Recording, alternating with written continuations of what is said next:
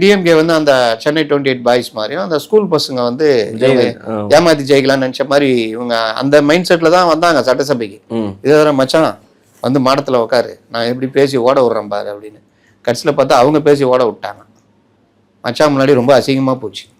எங்க தலைவர் போய் அங்க கலகிட்டாரு. அவங்களுக்குள்ள திருப்தி பட்டுக்கிறாங்க. இவரு உதயநிதி ஒரு கேட்டு கலக்கி விட்டுட்டாரு. ஏன்டா 2 பேர் சொன்னாங்க. என்ன கேட்டார் சொல்லுங்க அண்ணா. சோபா மாடல் அரசு எப்போ கேட்டார்? அன்னைக்கு தான் புதுசாக கேட்டாரா? இல்லை அது அப்போ 1 மாசமா ஒன்றுத்தையே வச்சு தான் ஓட்டினுக்கிறீங்க. அது தாண்டி ஆக்கப்பூர்வமாக அந்த ஆளுநர் அறிக்கை மேலே உங்களுக்கு பேசுறது சப்ஜெக்டே இல்லை. கேட்டால் 77 வருஷம் கட்சி, 2.5 வருஷம் கட்சி அடி என்ன அடிச்சு ஓட விடுறாங்க. நான் கூட ட்விட்டர்ல ஒரு இது போட்டேன்.